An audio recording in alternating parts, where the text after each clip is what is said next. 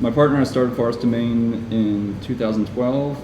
Prior to that, I was mainly a home brewer. Went to England and studied beer over there for a little bit. Ideally, I kind of wanted to work somewhere else first and then open my own place, but when I came back from England, I couldn't find a job anywhere. I didn't really want to move cross country or to another state. I liked, being around family, friends. Since my goal was always to do my own thing, I just decided to go for it. And my partner, Gerard Olsen, was working at a brewery at the time. We'd always talk about home brewing, the beers we're making, and that was sort of the seed to our friendship. And we just, over the years, kept in touch over home brewing. And then when I was ready to open my own brewery, I kind of started bouncing ideas off him. And then one day we were just, why don't we, want to just do this together? And we decided to partner up. I felt much better with him on board, not having had the actual professional experience. He had that side of it covered, so I felt better going into it then.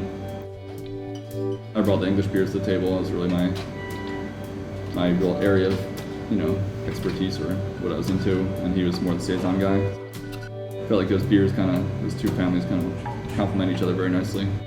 It was kind of lower alcohol, sessionable beers that go well with food.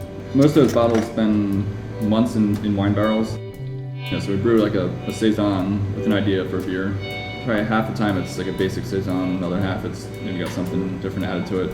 And then it spends a lot of time in wine barrels, and Gerard tastes them throughout their evolution in the barrels and gets an idea for where they're going, and we'll talk about the beer.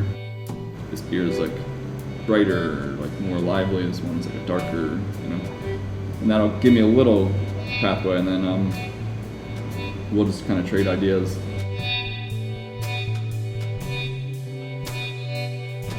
I do a whole bunch of artwork.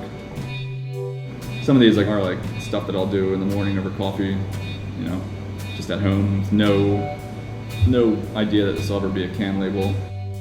I'll just kind of go through all my recent paintings and pick out I like this one. These will be labels. I'll scan them in and then we'll print them.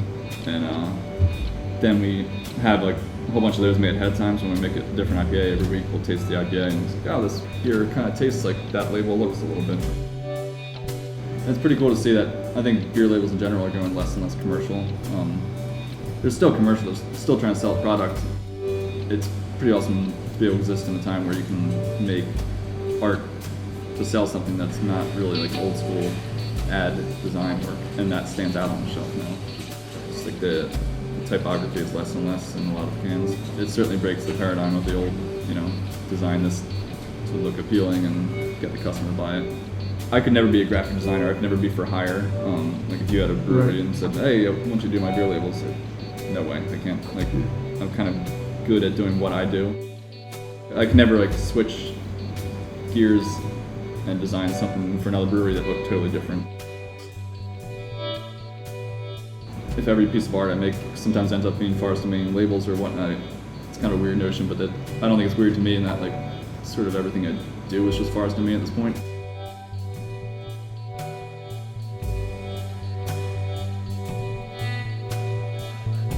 I make the imagery that is Forest and Main.